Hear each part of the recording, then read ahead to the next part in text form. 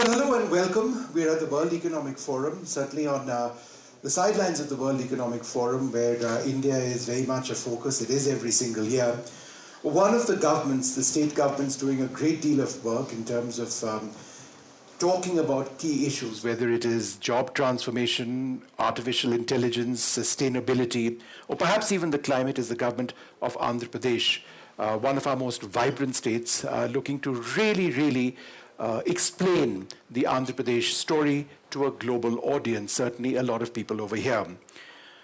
Nara Lokesh, who we have with us, one of our young leaders, who has a real interest in artificial intelligence and technology and in bringing tech and industry together to benefit millions across the state. He is also the IT Minister of Andhra Pradesh. He looks after electronics, communications, and HRD. What we are talking about today is artificial intelligence for good, shaping a smarter, sustainable tomorrow. And we've got a wonderful panel with us. Matt Renner is President of Global Revenue at Google Cloud. Thanks very much for being with us. Archana Vyas, who I've worked with very closely for many years, Director Program Advocacy at the Bill and Melinda Gates Foundation. Emily Sfelli is the Director of Partnerships and Initiatives at the Tony Blair Institute for Global Change. Thank you very much for being with us. Nara Lokesh, let me come to you first. When we talk about AI and public good, it can only happen if there is the public sector and the private sector working together. A lot of the technology comes from outside, but you have your own idea of how it'll work. How is that partnership crucial? I mean, Andhra Pradesh is always known for being at the cutting edge of technology and governance, or GovTech as we call it. In the third term of Mr. Naidu, we had the Real-Time Governance Center in place, and that was where we were assimilating all the data across various data sets, and how can we use it for real-time decision making. But now with AI arriving, I think it can fundamentally transform governance, and I'll give you a few examples of what we're doing. First one is education. From being a passive learner to an active learner in the classroom. So we're doing this project where it's a 45 minutes class, and then you have a 2-minute video, which we're working with the Khan Academy, and we're coming up with 5 questions at the end and gamifying it and giving kids a clicker, a simple clicker with A, B, C, D option, and sort of gamifying it and using AI to actually prescribe homework based on results. And we want to track this data in a very, very long term. So that's one example of it. The other example is using AI in identifying beneficiaries for various government programs. That's the second project that we're doing. Third project is delivery of government services using technology. So we have an agreement where through various platforms we can now deliver, and one of it being ahead is Meta on it. Right. WhatsApp governance, as we call it. And we're also working with Google in a similar platform. So I think there's a role to play. Government's job is to open up and create use cases that can then be scaled up. Yep. But then, of course, I think the initiative will also have to be led by the innovators across the world. In fact, Matt Renner, that brings me to the role of Google. And before we started this conversation, you were telling me a little bit about specific examples. I was fascinated by what Google brings in terms of AI and healthcare. And I also do believe that when it comes to diagnosing illnesses long distance, using the benefits of AI, it could have massive impacts in a country as large as India. Could you share a few examples of what Google is doing? Sure, and again, I think anywhere that you have a lot of data that you could crunch very quickly and come up with an accurate answer, AI is a great use case. In most cases than not. For maternal health is a good use case that we're working in India at this point. One of the issues we had around mammograms and the time behind a mammogram was the time around diagnosis and the length of time, and how it impacted the ultimate result. Prior to AI and prior to utilizing these models, it took upwards of 5 days to get the result back to the patient. Problem with that is only about 20% of the patients came back once they got the information about this to go back to the doctor. So the AI use case we now put together is we can do a mammogram, run the numbers with very extreme accuracy within 5 minutes. So the patient hasn't left the doctor's office, right? So that's a good example of not just speeding up something for productivity, but it's a good example of changing the outcome, which I think is super important when you talk about health. So AI actually analyzes a mammogram, it sort of diagnoses whatever it is, passes on that information to the doctor. So you've got essentially essentially two eyes.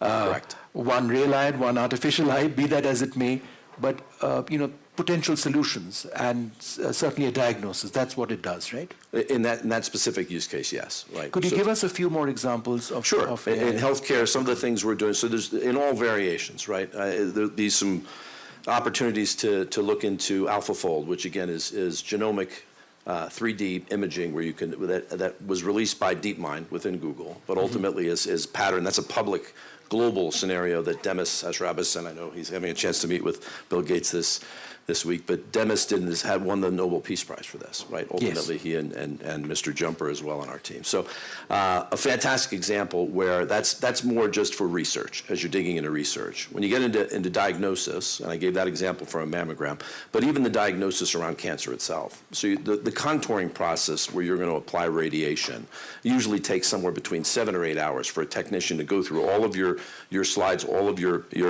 pictures, if you will, to find what's the healthy tissue versus the cancerous tissue and where to apply the radiation. By applying AI models to that, in this specific case, you could take that down into about a third the time, even a quarter the time. Why does that matter? More time with the patient, see more patients, diagnose more patients, right? At the end of the day, and when you're dealing with India, right, with this incredible number of people that have to go through, a lot of times it's the bottlenecks that you run into that we're trying to clear when you talk about healthcare. So probably an example there which bleeds into treatment as well, but that's from that effect.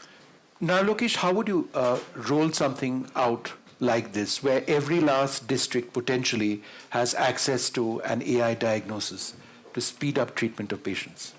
If you look at it, there are a few tools that have come out where by doing just a facial scan and using AI, the basic health parameters actually can be captured. Mm-hmm. And a few of them are under FDA review. So there is a potential to actually roll this out for every citizen. And this is a great way of democratizing healthcare in that sense and doing pre-diagnosis of this. And then, of course, deploying all the tools that you just explained. That's post a test. Mm-hmm. So can we look at preventive healthcare proactively? And I think that's where AI can play a very, very important role. And what I just shared is one of the tools that's under consideration. Yeah. Archana, let's look at some of the other potentially transformative areas which involve AI. Climate change is a huge problem. Public health crises are some other issues which we are all dealing with. I think my question to you has to do with equity. And AI is available to some, it's not necessarily available to others. In as much as we have a 5G revolution in India, we are heading to a 6G revolution in India, there are deep divides between those who actually have smartphones and those who don't. Therefore, how do you and the Bill and Melinda Gates Foundation deal with the issue of AI and equity? First of all, I must congratulate for putting AI for social good on the agenda. So my congratulations to you, Minister. One, I think my panelists have spoken about how AI can transform health as well as education. At Gates Foundation, we deeply care about equity and access, and the fact that despite the fact that digital tools and digital ecosystem can be transformational for those who have access to it, it should not leave behind people who do not have access to it. Mm-hmm. So it's really important that as these digital breakthroughs happen, it is important to think about infrastructure. It is important to think about digital capacity that should be available to people who are in the last mile, but also the technology itself has to be inclusive. The emphasis on the fact that this design has to be participatory. A lot of work that's being done, especially in terms of LLM as well as machine learning, getting voice of community into these tools is going to be super important. At Gates Foundation, we work on first principle basis. There is a task force on AI within the Gates Foundation that looks at all of the work that's happening across global health, but also, like you said, in the case of climate, agriculture, so that we make sure that we are looking at AI technology from an equity lens and from an access lens. The fact that we are upholding the principles of privacy as well as safeguarding, those principles and protecting people, but also thinking about capacities at the last mile. A lot of work that's being done not only in terms of health, which is about, diagnostics that you've spoken about, but also, how these tools can be made available to community health workers so that they can think about medical care of people who do not have access. Again, teleconsultation, faster diagnostics, health access to poor people. Likewise, EdTech for students who do not have access to education. These are some of the areas that we're looking at. Emily, as somebody who's sort of managed several health crises, whether it's COVID or Ebola recovery strategies, the link between or the potential use of AI and disaster management, whether it is pandemics or a natural disaster, how could it potentially work? Yeah, thank you. I mean, the first thing to say is I think it's really interesting when we're in crisis, because this is a state where actually governments and private sector do innovation very well, because it's all hands on deck in a crisis. And so you see government coming together with private sector to rapidly look at new ways to digest information and to respond in effective ways. And this gets even more exciting with AI, whether it's a pandemic or natural disasters. So I work for the Tony Blair Institute. We work with 40 governments around the world with their leaders to help them get things done. And one of the main things we look at is how technology can help them do that faster and better. So in terms of natural disasters, two big things that I think are really important with AI. One is looking at how do we prepare for natural disasters. We'll be able to do this in completely new ways with AI. And then the second is how do we respond to it? In the first, in terms of preparing, so one specific example now, we have satellite imagery of the entire Earth basically every day. There's companies that do this. That's incredible. But it's also a ton of data to actually use. So with AI modeling, we can take the historical satellite data from the last 7 years, put it with the weather data from the last 7 years, put it with what has happened with natural disasters, and we get a very effective model for assessing how this weather is going to impact this area. In the hands of governments, that's an incredibly powerful tool to plan for what's going to happen next. And we have a partnership right now with the government of Philippines, actually, to build out a new model so that they can prepare for landslides. So that's one example.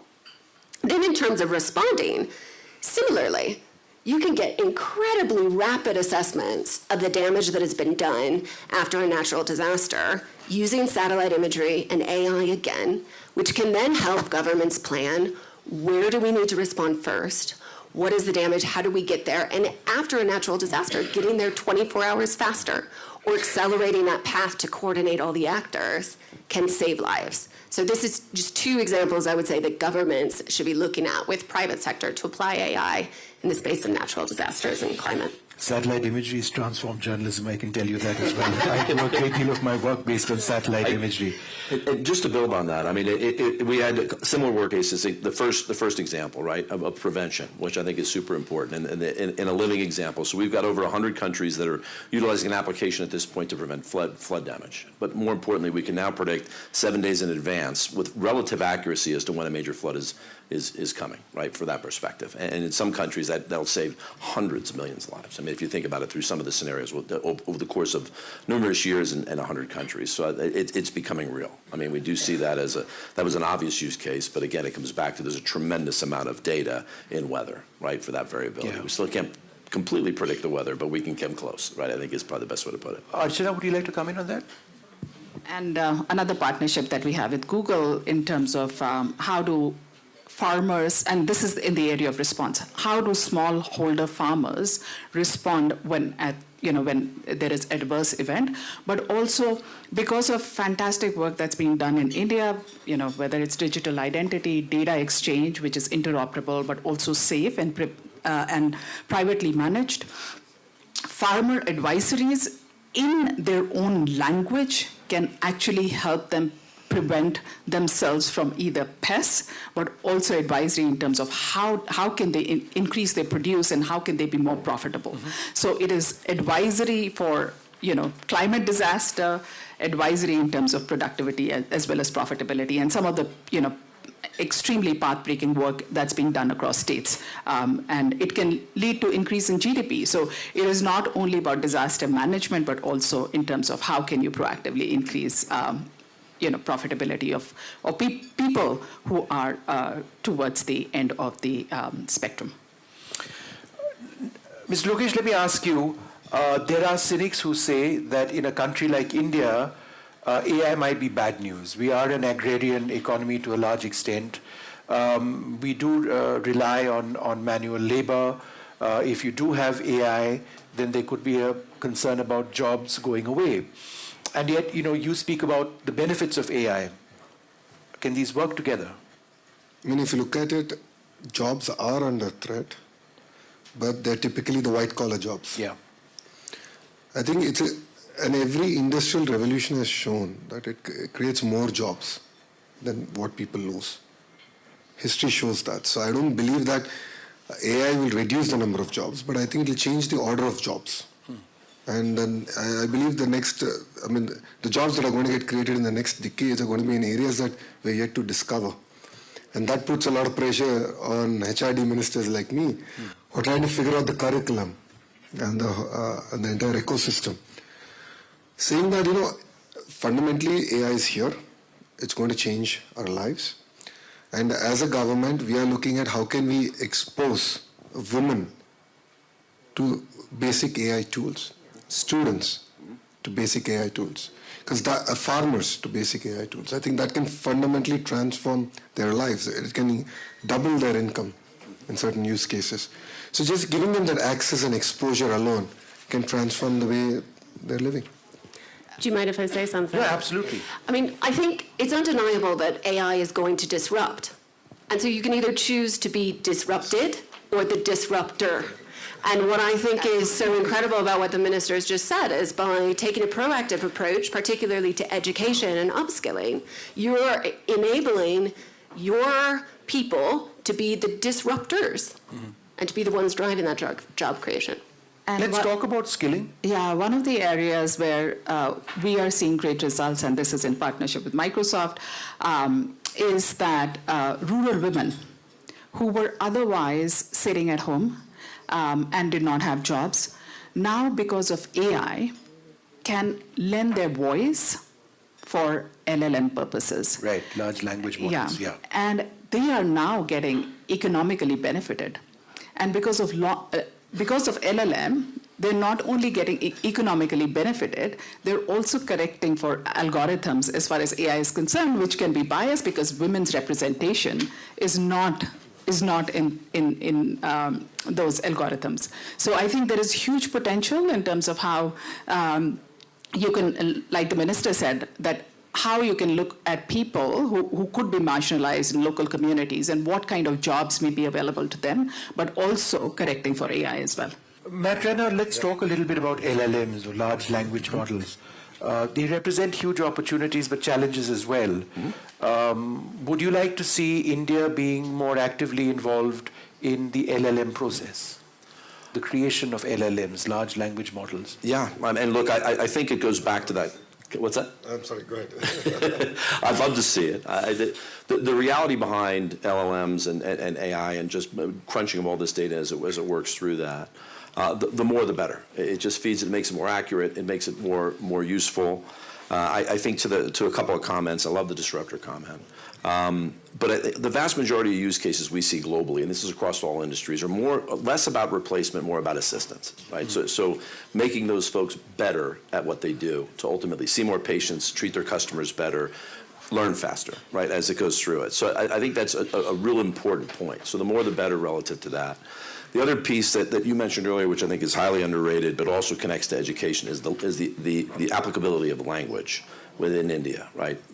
So you look at some of the things we're running, and we're working with educators within India. We're up to 121 different languages that you can translate almost instantly.